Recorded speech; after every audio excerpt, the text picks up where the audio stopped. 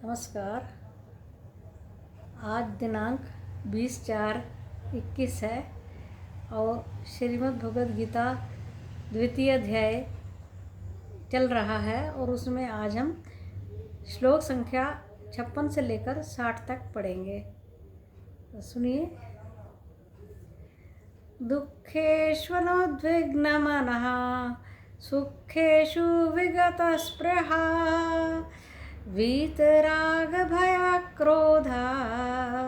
स्थितप्रज्ञस्तदोच्यते। हे अर्जुन, जो दुख में उद्विग्न नहीं होता, उदास नहीं होता, दुख में भी स्थिर रहता है और सुखेषु और सुखों में जिसकी स्पृहा यानी कि इच्छा, डिज़ायर चली गई है, ऐसा व्यक्ति, और जिसके राग, भय और क्रोध, राग मीन्स आसक्ति किसी भी चीज़ में, जिसके आसक्ति, भय और क्रोध चले गए हैं, वह स्थित धी कहलाता है। धी बुद्धि को कहते हैं। वो स्थित प्रज्ञ, स्थित धी कहलाता है, क्योंकि वो किसी भी चीज़ में ना तो आकर्षित है ना विकर्षित है, न्यूट्रल स्टेट में रहता है। ये कहने का मतलब है।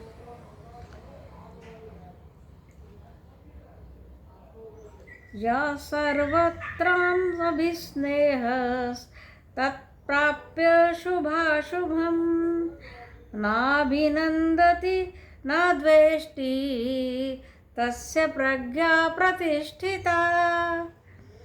जो मुनि सर्वत्र शरीर, जीवन यापन आदि में भी स्नेह से रहित हो चुका है तथा उन शुभ या अशुभ को पाकर न प्रसन्न होता है न द्वेष करता है, वो स्थित प्रज्ञ है। अर्थात जो हर्ष विषाद रहित हो चुका है, उसकी विवेक जनित जो बुद्धि उत्पन्न हो गई है, उससे वो कि कभी भी विचलित नहीं होता किसी भी परिस्थिति में, तो वो बहुत ज़्यादा स्थित प्रज्ञ हो जाता है। यानी कि विचलित ना होने का तात्पर्य जैसे अचानक सुख मिल जाए, जैसे किसी की लॉटरी लग जाए तो वो बहुत एक्साइटमेंट से कईयों को हार्ट अटैक हो जाता है, तो वो उसमें वो ज़्यादा हर्षित नहीं होता और विषाद को प्राप्त करके कोई दुख की स्थिति को पाकर वो विचलित नहीं होता। वो जैसा समय आया उसको वैसे ही जाने देता है। The time will pass, you are a spectator. यदा संहरते चायं कूर्मोऽङ्गानीव सर्वशः इंद्रियाणि इंद्रियार्थेभ्यः तस्य प्रज्ञा प्रतिष्ठिता। कूर्म कहते हैं कछुए को। जिस प्रकार जो कछुआ है वो अपने अंगों को अपने ही अंदर सिकोड़कर अपने बीज में स्थित हो जाता है, चला जाता है। जैसे उसको कोई कष्ट की आशंका होती है या उसको वो किसी आक्रमण की आशंका होती है, वो सारा का सारा अपने खोल के अंदर चला जाता है। उसी प्रकार जो स्थित प्रज्ञ है वो इस प्रकार बर्ताव करता है कि इंद्रियां इंद्रियों के अर्थों में विचर रही हैं। ये काम, क्रोध, लोभ, मोह, अहंकार, ये अलग अलग इंद्रियों के विषय हैं। इंद्रियां इंद्रियों में विचरण कर रही हैं, मैं निर्लिप्त हूँ, ऐसा भाव करता हुआ स्थित प्रज्ञ होता है। विषया विनिवर्तन्ते निराहारस्य देहिनः रसवर्जं रसोऽप्यस्य तरं दृष्ट्वा निवर्तते।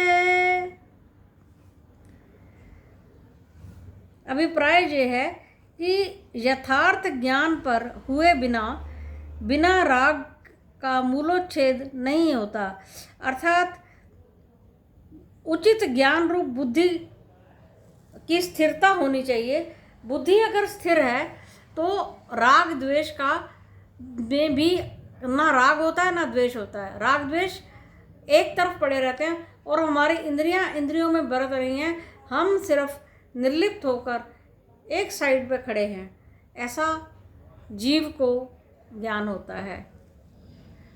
उसकी जो विषय हैं, इंद्रियों के जो विषय हैं वो निवृत्त हो जाते हैं, वो अपने निवृत्त हो जाते हैं, यानी हमारी इंद्रियां उसमें लीन नहीं है। इंद्रियां इंद्रियों के अर्थों में कार्य कर रही हैं, कार्य तो सारा हो रहा है संसारिक, लेकिन वो उसमें लिप्त नहीं है।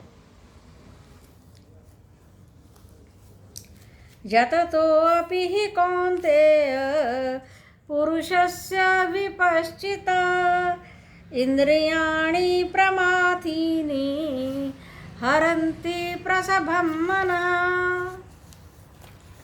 हे कौन्तेय, जिससे कि प्रयत्न करने वाले विचारशील बुद्धिमान पुरुष की जो बुद्धि है, इंद्रियां हैं, वो उसको शुद्ध कर देती हैं, क्योंकि कुछ ना कुछ होता रहता है। इंद्रियां नहीं प्रमाथी नहीं, यानी जैसे दही को मथा जाता है, ऐसे तो उसमें कुछ लहरें सी उत्पन्न होती हैं।